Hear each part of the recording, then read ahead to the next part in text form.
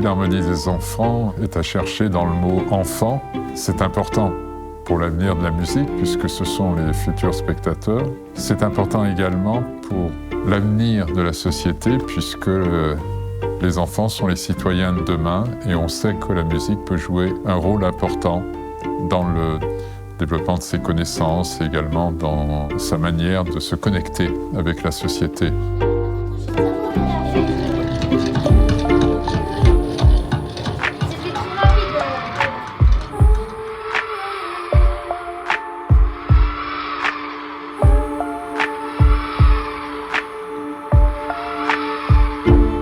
Alors ce lieu, il est conçu en complémentarité avec ce que la Philharmonie offre par ailleurs.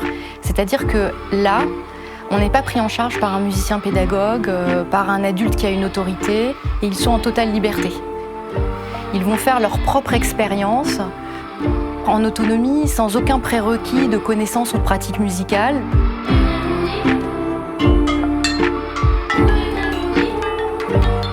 Ce que nous recherchons à travers la Philharmonie des enfants, c'est une forme qui touche plus au sensible, à la poésie, à l'imaginaire des enfants, à leur créativité, qui met plus les enfants comme acteurs, participants d'une démarche artistique presque. C'est un peu cela que vise la Philharmonie des enfants, cette dimension liée au merveilleux.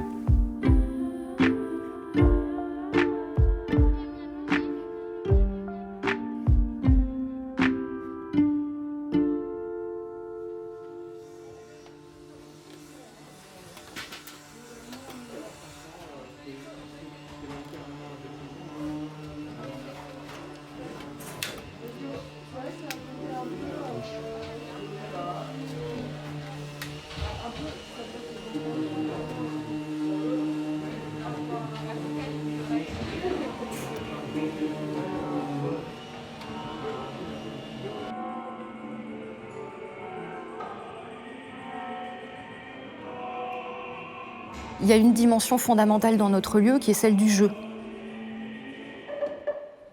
Le jeu, c'est quelque chose de très très sérieux pour apprendre. Il y a quelque chose qui nous a guidés, qui est cette classification dans les sociétés des différentes formes de jeu de Roger Caillois. Aléa, le jeu du hasard. Ilinx, le jeu du vertige. Agon, le jeu du combat, et Mimesis, le jeu de l'imitation à faire comme quelqu'un d'autre. Donc évidemment, il y a plein de jeux dans la Philharmonie des enfants, sur les 32 installations, sur les 32 activités, il y en a plein qui sont des combinatoires de ces différentes formes de jeux.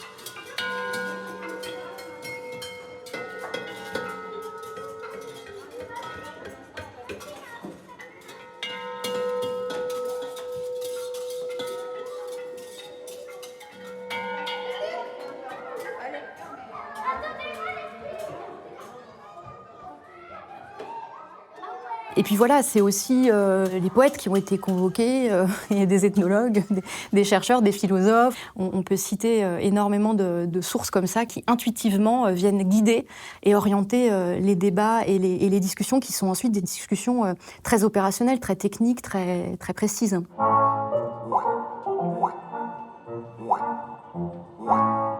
Alors concomitamment à cette réflexion, il y a eu un travail de terrain qui a été fait avec une étude sur 2000 familles en France pour justement regarder ce que les enfants faisaient en dehors de l'école, quelle était la place de l'activité culturelle dans ce hors temps scolaire et quelle était la place de la musique.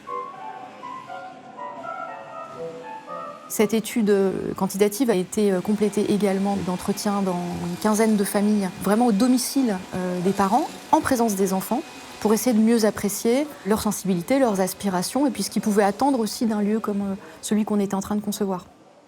Hé, toi, je te joue un truc et tu me dis à quoi tu penses. Ouais, si tu veux. Ça ne veut rien dire. Encore une musique qui ne veut rien dire. 1 an et demi après le début du projet, on a eu la possibilité de maturer un certain nombre d'idées sur les installations, sur les manipulables. Sur la trentaine d'installations, il y en a un tiers quasiment qu'on a pu tester à l'occasion d'une phase de prototype qui s'appelle la Petite Fabrique et qui a permis de ressortir presque une dizaine d'idées vraiment convaincantes. qu'on allait faire maturer évidemment dans la suite du projet, mais où on avait précisément le scénario d'usage et le mode de fonctionnement qui était arrêté.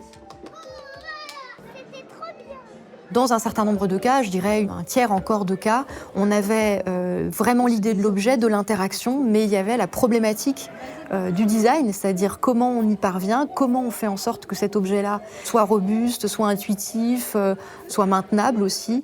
Et ça a été des défis absolument considérables qui ont été relevés par le groupement scénographique de Constance Guisset.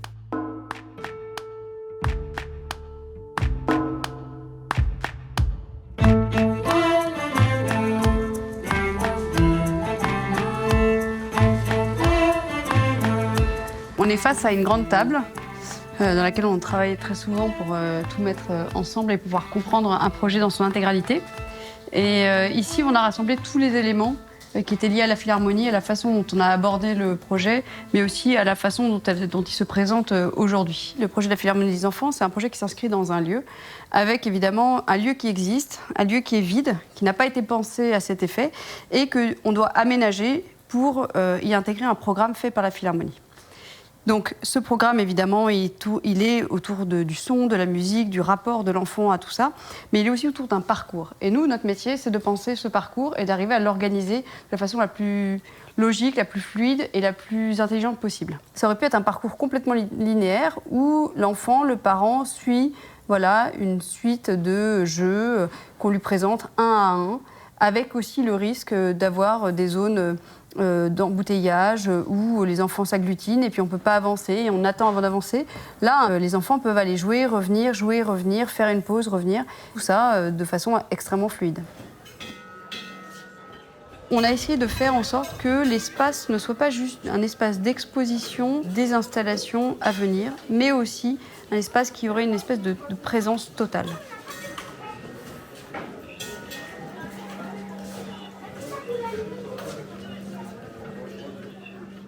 La première intention, c'est celle-ci. C'est vraiment qu'est-ce qui se passe quand je rentre. Et du coup, on a fait cette petite maquette pour nous permettre de comprendre vraiment ce qu'allait ressentir un enfant. Alors évidemment, on n'est pas exactement à l'échelle, mais c'est cette accumulation que l'enfant va ressentir et qui va un peu l'envelopper avant de rentrer.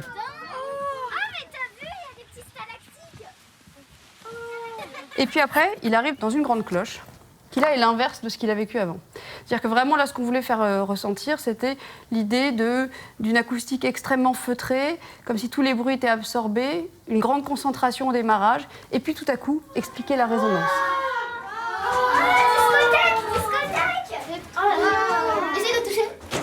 Ce qui est assez amusant, c'est que par exemple, au début, on s'était dit on va faire que des espaces très doux, des murs arrondis, etc. Et comme on a dû monter une équipe en fait, pour ce projet avec un acousticien, la première chose qu'il nous a dite quand il nous a rencontrés, alors que nous avions déjà imaginé le projet, c'est surtout ne faites pas de murs courbes parce que c'est ce qu'il y a de moins acoustique. Après, en fait, on tire des fils comme ça au fur et à mesure de la conception et du coup on commence à réfléchir aussi aux matériaux, à comment on allait amortir le son et donc quel sol on allait pouvoir mettre et donc à partir de là on définit des couleurs. On est dans des couleurs qui ne sont pas des couleurs primaires qu'on trouve à la maternelle. Ces grands classiques en fait autour de la piscine à boules, quoi. On est plutôt dans des couleurs avec une forme de subtilité tout en étant forte en fait. Je vous invite dans l'espace turquoise. Donc moi je dis vert, mais plein de gens disent turquoise, donc voilà. Donc là, à nouveau, on est dans un autre espace où on donne des petites indications d'un autre imaginaire, puisque ici on va avoir dans l'espace un studio électro, on va avoir des machines un petit peu étonnantes qui n'appartiennent à aucune époque, donc on pourrait dire quand ça n'appartient à aucune époque, on se dit que c'est peut-être futuriste, enfin on ne sait pas exactement.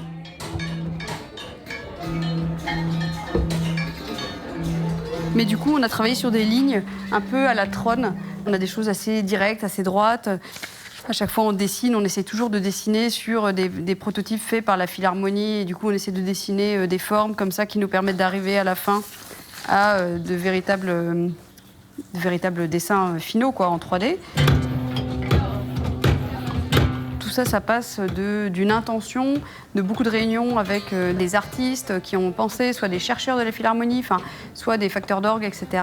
Et donc nous, à partir de là, on essaie de mettre en forme vraiment l'objet qui va sonner.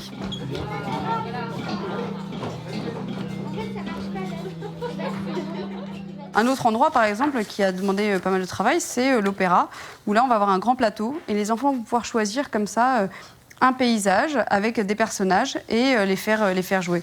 Donc là, évidemment, de la même façon, jusqu'au bout du détail, on a des jeux qui sont dessinés et on essaie de trouver comme ça la ligne un peu claire entre l'abstraction et la figuration pour arriver vraiment à parler de ces opéras sans pour autant être complètement dans l'illustration parfaite. On n'est pas à l'opéra, on est dans l'idée de l'opéra.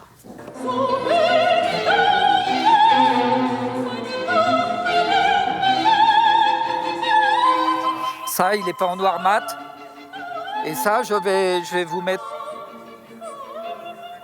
Je vais vous remettre comme c'est du plexi, du PVC noir. C'est un peu brillant.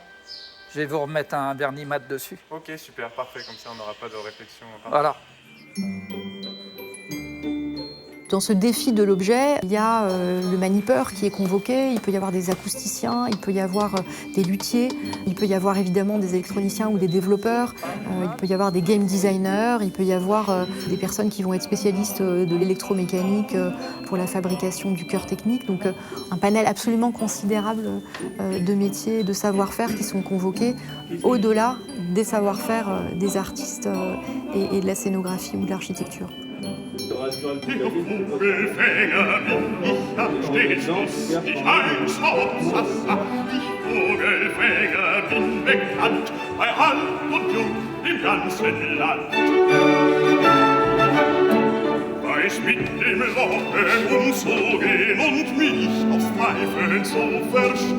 Je voulais vraiment voir avec vous, pas en termes de poids et en termes de prise en main.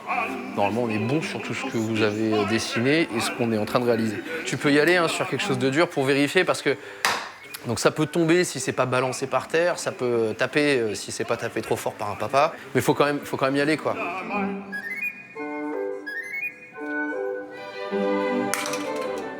Je vais vous emmener dans l'espace bleu. Et donc l'espace bleu, c'est un espace qui est assez amusant et qui tourne autour de cette très grande installation sur laquelle on a beaucoup travaillé, qui est une installation faite à partir d'un dessin de Brecht Evans, donc qui est cet illustrateur qui dessine des choses absolument fabuleuses.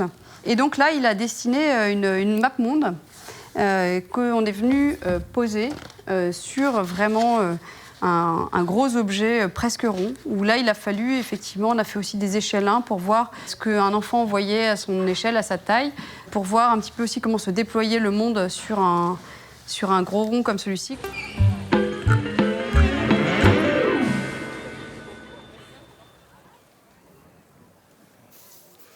La map monde musicale, c'est 5,40 m sur 1,46 m, fait en 10 feuilles séparées, parce que qui a la place de mettre tout un truc comme ça dans un salon, avec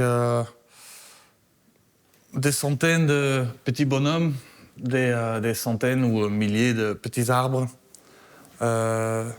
et sûrement des milliers et des milliers de petites vagues.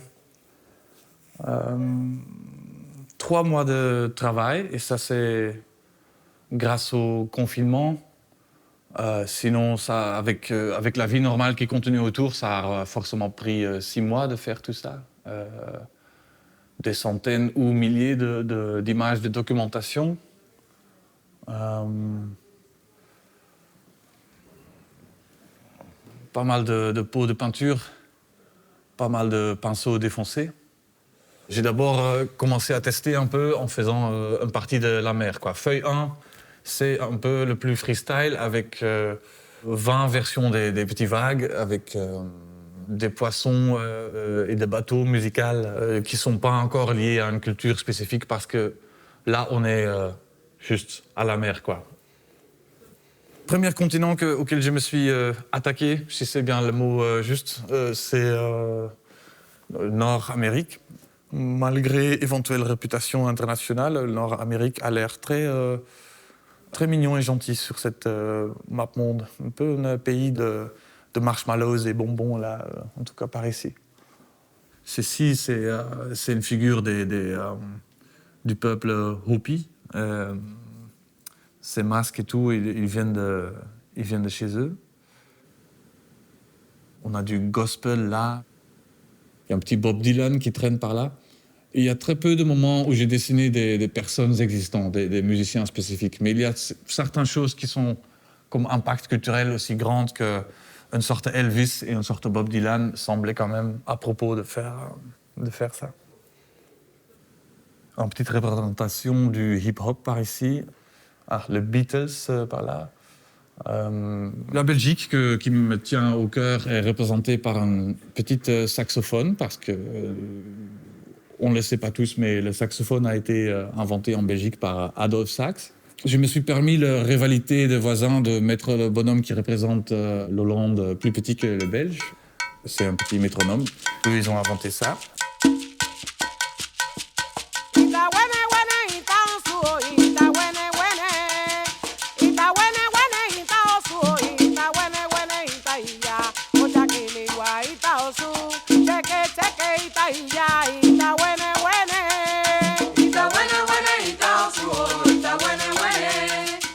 Comme si pendant 3 mois, j'ai fait une sorte de rapide cours culturel international qui s'est passé tellement vite que j'ai oublié tous les noms et les informations maintenant.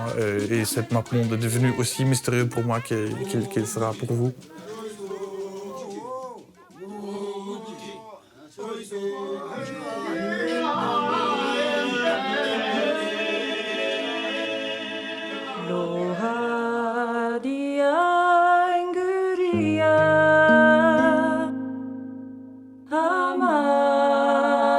Voilà, ce qui est important, c'est de bien choper le milieu pile poil à paf. Moi, j'y suis. Voilà. C'est la coupe la plus importante. Voilà, tac. Après, le reste dans le blanc, c'est... Nous, on finit sur place.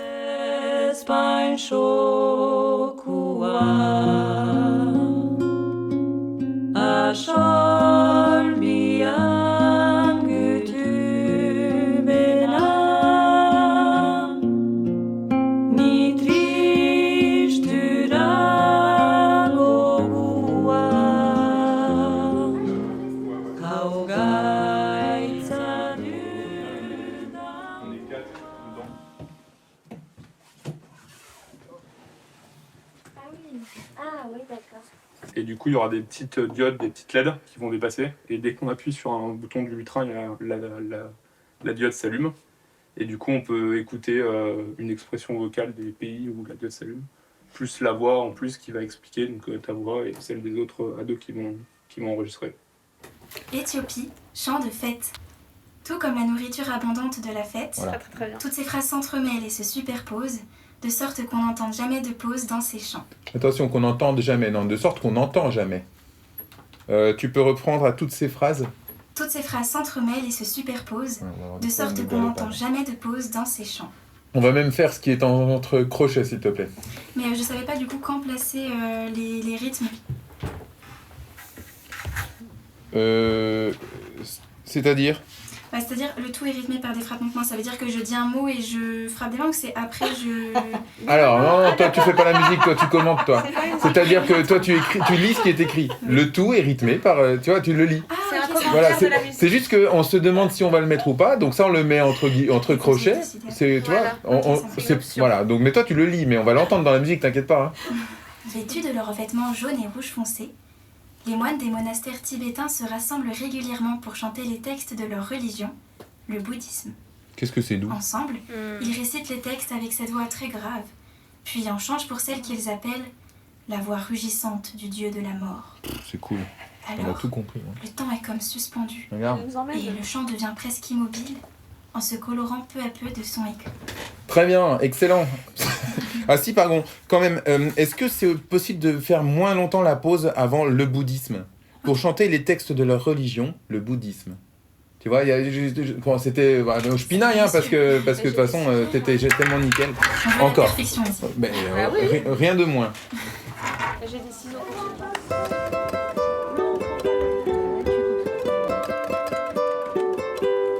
Les petites moins qu'à manger moins tété, moins qu'à les bali manger ma tété.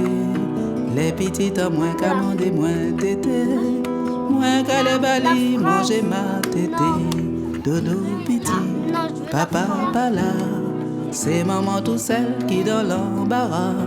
Dodo piti, papa pas là, c'est maman tout seul qui dans leur misère.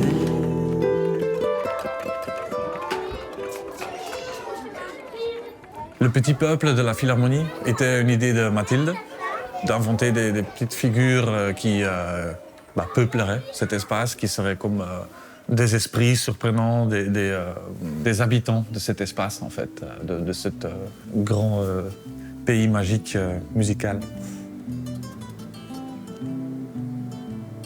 Je voyais très bien tout de suite à quoi ça devrait ressembler, c'est-à-dire des personnages avec très peu de règles à quoi ils doivent ressembler, des trucs de pure invention. Et tant qu'il y a une connexion avec le musical, que tout peut exister à la fois. C'est pas les Schtroumpfs, quoi. C'est pas tous des bonhommes bleus avec un petit instrument. Ils sont tous complètement différents, dépendant de l'inspiration qui a donné un instrument ou même une partie d'instrument. Ou parfois, ils respirent juste quelque chose de musical sans être basé sur un instrument ou un animal spécifique. Qu'est-ce que tu fais? Je joue du Mozart. Du Mozart?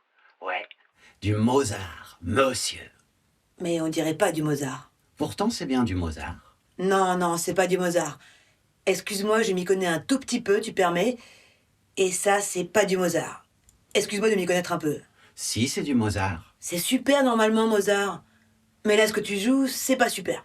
Non, mais c'est parce que je trouvais que c'était un peu un capharnaüm. Alors, j'ai rangé toutes les notes qui vont ensemble. J'ai mis les la avec les la. J'ai mis les sols avec les sols. J'ai mis les si avec les si. Ouais, je vois l'idée. Tu vois l'idée? Je vois l'idée. Et alors, ça donne ça.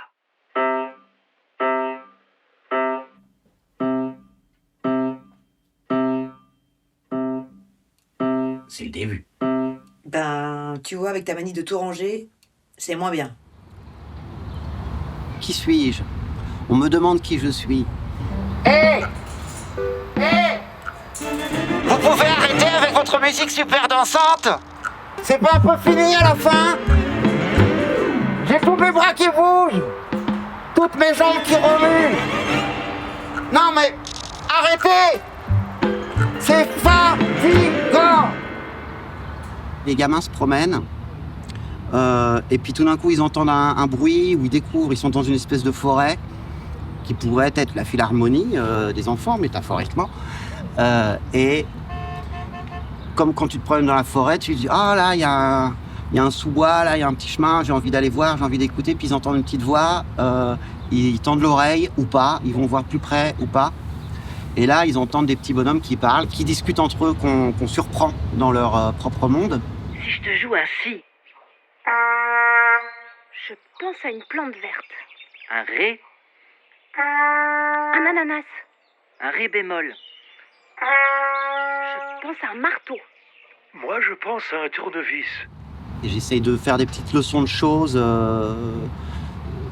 sur la musique, des trucs qu'on peut avoir envie de dire, des fun facts ou mais sans que ce soit... ça n'a absolument rien de didactique. Oh! Quel vent! On tient à peine par terre. Qu'est-ce qu'on va devenir? On va s'envoler? Non, on va s'abriter. Là-bas, il y a un abri. Mais c'est pas un vrai abri, c'est un trompe-l'œil. C'est un dessin sur la montagne. Oh! Encore du vent. Un autre vent. De la neige. De la grêle. Qu'est-ce qui tombe? Là-bas, tu entends? Il y a du soleil. Il y a un trou de soleil dans le vent. Il y a un trou de soleil parmi les nuages. Un trou de soleil dans le... Là-bas, tu entends? Il y a du soleil. Il y a un trou de soleil dans le vent. Il y a un trou de soleil parmi les nuages. Un trou de soleil dans les intempéries. Eh non, c'est un trompe-oreille. Oh. Oui, il faut que tu changes. Ouais, tu vois, il y a marqué O, A, A, A. Ah, oh, ah. D'accord. Ouais. Au premier degré, t'as une blague. Au deuxième degré, t'as peut-être une question sur la musique, ou sur le son, ou sur... Ils l'apprennent pas, ils en font ce qu'ils veulent. T'essayes de montrer des pistes. Là, comme je parle, il y a un corbeau ou je ne sais quel oiseau qui crie. d'ouvrir les oreilles, d'entendre ce que c'est que le son, qu'est-ce que c'est la musique. Là, il y a la musique, il y a les voitures, il y a la rumeur du périph', il y a des oiseaux, il y a plein de choses. D'entendre tout ça, c'est... je sais pas du tout par ma phrase, là.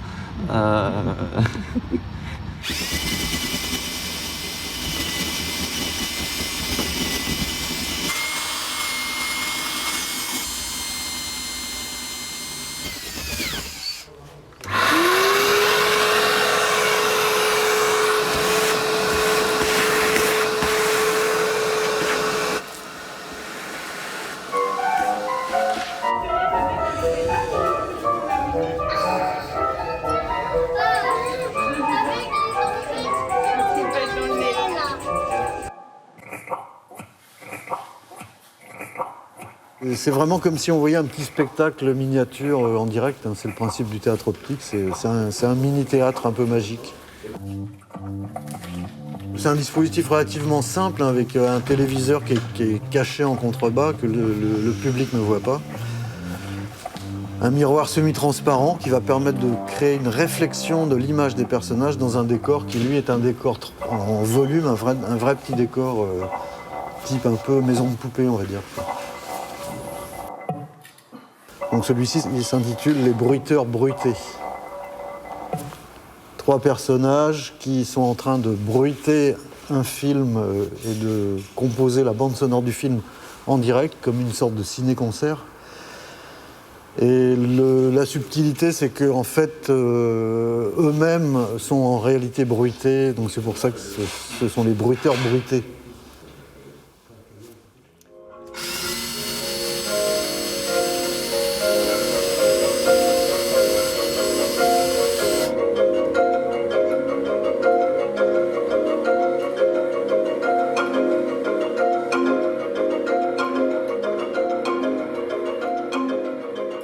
Là, on voit quelques dessins, des dessins plutôt pour présenter le projet.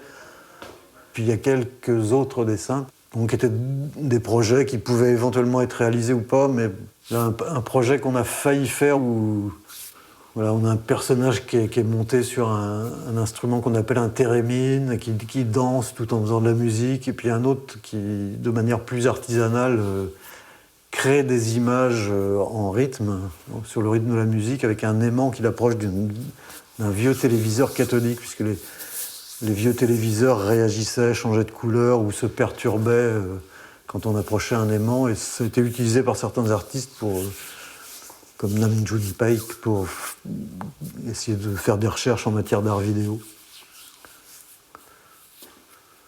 Voilà, puis c'est un autre projet aussi pour la Philharmonie de Paris, où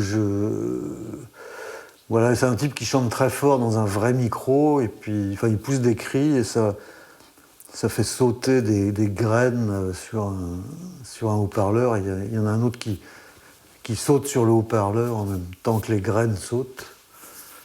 Bon, ça aussi, c'est des choses qui, pour un fonctionnement quotidien et sur plusieurs années, ça peut se dégrader beaucoup plus facilement que ceux qu'on a finalement choisi de réaliser, quoi. Là, c'est les tout premiers essais qu'on faisait au niveau du montage. Comme les personnages doivent se synchroniser l'un sur l'autre, j'ai un écran sur le côté qui me permet de voir le personnage que j'ai déjà filmé pour pouvoir jouer le suivant.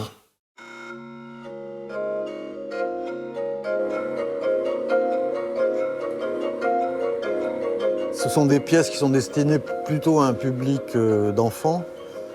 Pour autant, j'ai pas eu besoin beaucoup d'adapter mon travail en fonction de ce public-là, puisque de toute façon, je fais beaucoup de choses qui sont assez enfantines, en fait. Beaucoup de choses qui jouent sur une apparente naïveté, un côté magique, etc., ce qui fait que les enfants s'y retrouvent très facilement. Après, en général, derrière, c'est pas forcément le cas là, mais souvent derrière, il y a quelque chose souvent de plus grave, parce que mes influences, c'est pas les livres d'enfants non plus, c'est plus Schopenhauer et la vision d'un monde absurde où on passe son temps à osciller entre le désir, le manque, l'ennui.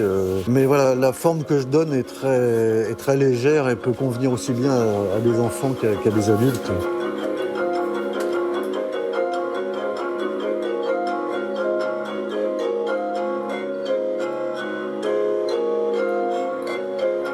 Dans la Philharmonie des enfants, on allait créer un lieu qui n'était pas un musée, mais qui était quand même un espace muséographique d'une certaine manière, un espace permanent, donc qui avait des vocations à accueillir des œuvres potentiellement. Et ça, on y a mis un soin jaloux en convoquant des artistes qui ne seraient pas spécialistes du créneau de l'enfance, justement, qui ont une intelligence du corps et une sensibilité synesthésique, qui proposent des choses qui viennent frapper les sens sans détour.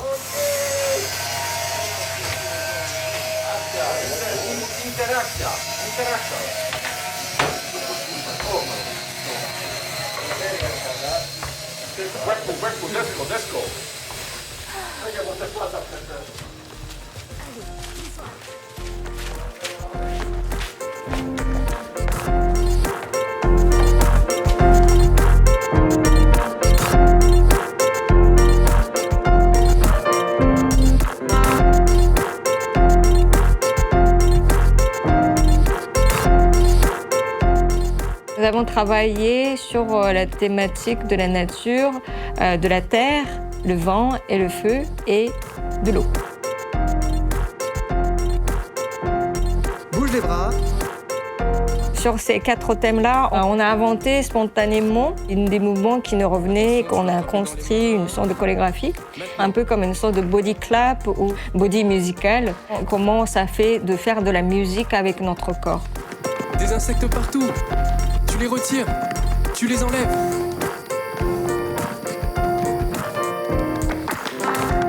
Bravo! Bravo! Bravo!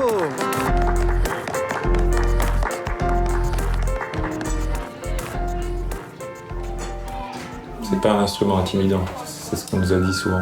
Les enfants se jettent dessus et essayent des choses, quoi.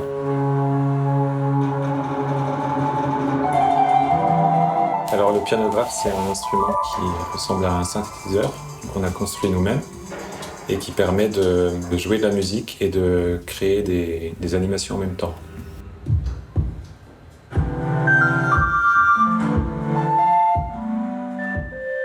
Avec une boîte lumineuse en fait, avec une ampoule. Il y en a beaucoup. Et il y en a des. Mais là, c'est vraiment un petit échantillon. Ah oui. On en a fait, mais je sais pas combien, 200 peut-être. Nous avons créé 3 nouveaux registres visuels et sonores. Le premier registre est un orgue. Nous avons enregistré cet orgue note par note que nous avons transposé dans le pianographe.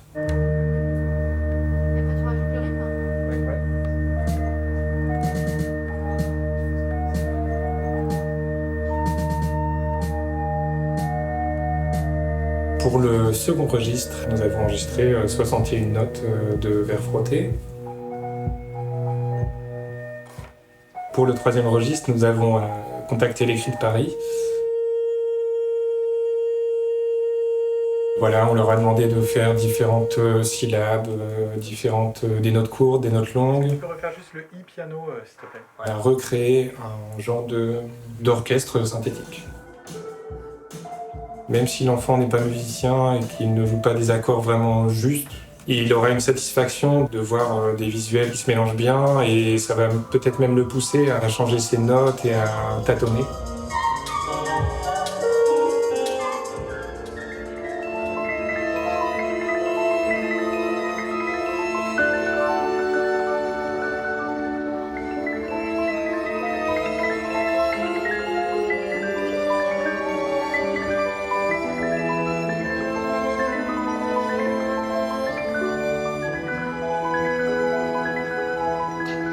On a un sujet qui observe à 360 degrés, ce qui est exactement l'inverse d'une captation de concert, puisque une captation de spectacle, c'est un sujet vers lequel les caméras sont tournées, c'est l'opposé.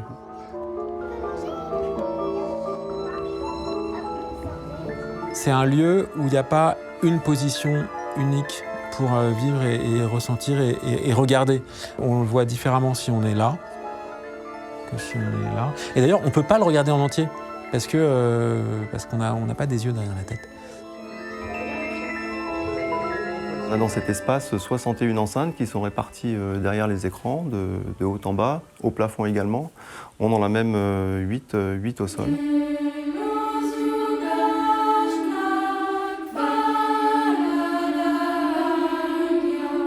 Pour le chœur d'enfant, on a mis la voix 1 sur ces 2 murs, la voix 2 sur ce mur-là et la voix 3 sur ce mur-là. C'est une partition à 3 voix. Ça permet de spatialiser la polyphonie et de sentir vraiment la présence des chanteurs comme si on était véritablement entouré d'eux. Ils sont grandeur nature, même un peu plus grands que nature. Enfin, moi, ce qui m'est apparu comme un terrain de jeu hyper fécond, audiovisuellement parlant, c'était que d'un coup, des musiques ou des environnements musicaux complexes et jugés comme doctes ou inaccessibles ou qui nécessitaient une initiation, tout ce genre de choses-là, d'un coup, parce que possiblement accompagnés à l'image, pouvaient devenir hyper accessibles en fait.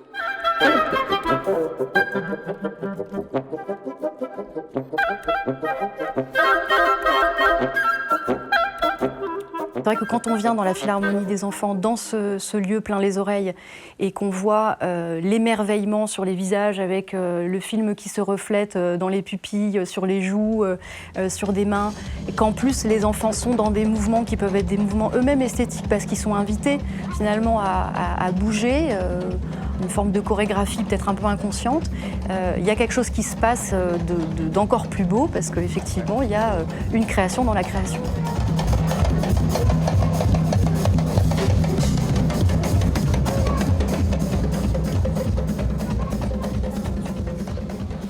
Quel cadre mettre, c'est ça? Quel cadre fabriquer? Non, ça c'est fabriqué, ça. Tu vois? Ok. Ça, on peut placer. Ça, c'est le bleu clair. Ça, c'est la bleu foncé. Ok. Non, ça, c'est la bleu foncé. Et ça, c'est l'entrée et c'est à l'extérieur. Okay. Et ici, c'est par ici la cuisine. Justement pour se mettre d'accord sur un truc qui fonctionne là dans l'espace. Ouais. Mais après, moi, moi, j'étais beaucoup plus basse sur mes... Ouais. On va regarder en fonction des... On a tout un tas de matériaux qui constituent en fait la famille de matières avec lesquelles on va travailler et la gamme couleurs qu'on a développée avec Constance en accord avec son projet scénographique. Constance a défini toute une gamme de couleurs pour chacun des îlots on est venu nous trouver en fait des matériaux, donc là en l'occurrence des plexiglas qui venaient comme ça s'harmoniser avec les couleurs des îlots pour venir nous poser notre signalétique et notre identité graphique. À côté de ça, on a tout un travail en sérigraphie qu'on a la chance de pouvoir faire justement avec Œil de Lynx, dont c'est un peu la spécialité, et qui vient poser en sérigraphie les textes, soit sur les dinos, soit sur les murs. Donc là, je vais vous présenter maintenant les écrans de sérigraphie. Ça commence par... Ça, ce sont les fichiers qu'on a reçus des graphistes. On a imprimé des typons en noir sur transparent.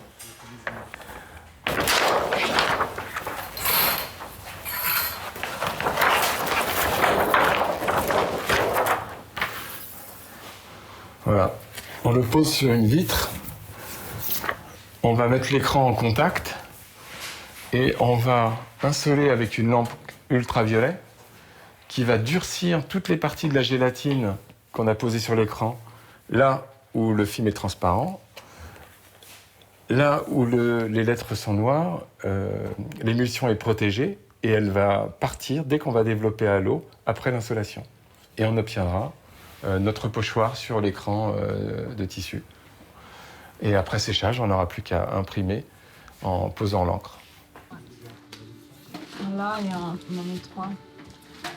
La sérigraphie, c'est un peu comme une seconde peau dans une exposition. Et je trouve qu'il y a une légèreté qui est amenée par cette technique, et une beauté de rendu aussi, une qualité d'encre, une capacité à aller chercher, à aller trouver la couleur qu'on a envie d'avoir, puisqu'on peut faire des mélanges.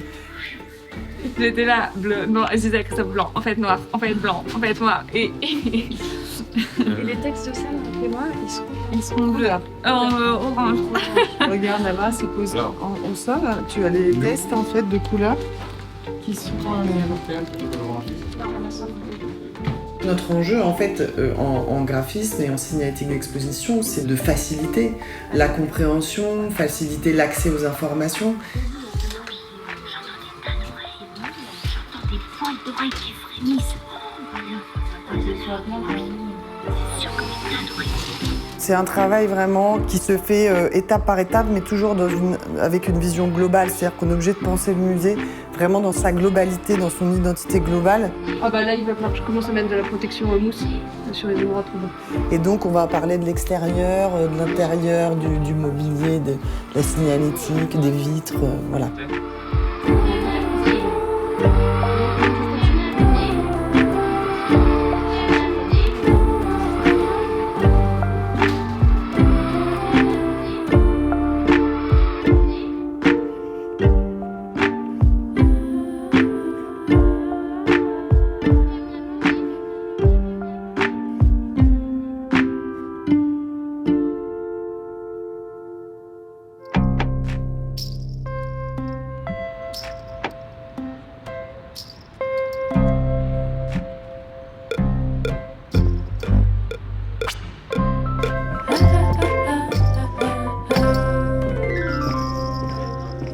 Alors, il y a eu une montée de la pression jusqu'à l'ouverture de la Philharmonie des enfants à l'automne 2021. On savait qu'on ouvrait un lieu qui n'était pas complètement finalisé, compte tenu des problématiques qu'on a pu rencontrer, qui sont liées aussi à la difficulté d'approvisionner, de recourir aux équipes avec des ouvriers qui étaient parfois à l'arrêt, etc. Enfin, ça a été relativement chaotique quand même, ce chantier sur l'organisation même. Mais effectivement, une fois que le lieu était là, était quasiment fini, voir les enfants s'en saisir, jouer ici, ça a été une confirmation qu'on avait bien travaillé, qu'on avait fait tout ce qu'on avait pu en tout cas pour que ce soit le mieux possible.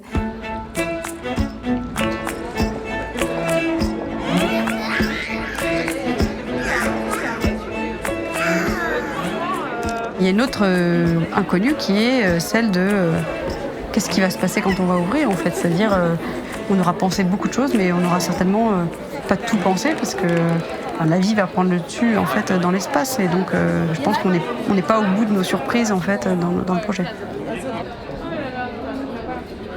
Est-ce que vous êtes prêts à rentrer à découvrir cet espace musical? Si moi, il y a un truc que j'ai entendu ici, en attendant dans la zone d'entrée un jour, c'est une petite fille qui dit à son grand-père « Tu crois que ça existe une philharmonie pour les parents ?» et le grand-père de dire bah, « J'imagine ». Et la petite fille qui lui dit « Tu devrais y aller, c'est vraiment trop bien ».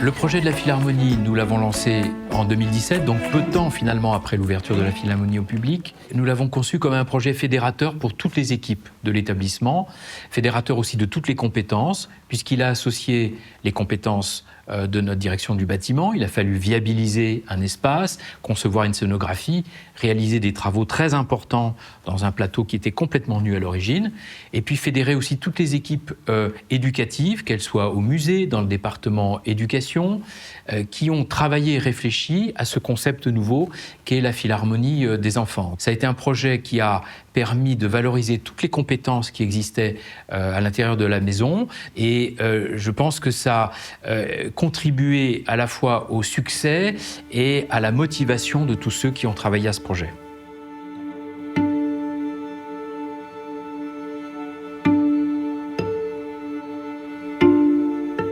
La Philharmonie de Paris a 7 ans.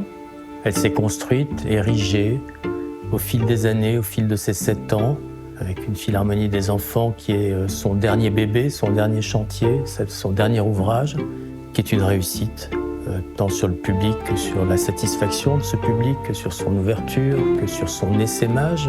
C'est créer une génération Philharmonie, par l'éducation collective, l'éducation musicale bien sûr, et par des méthodes intuitives.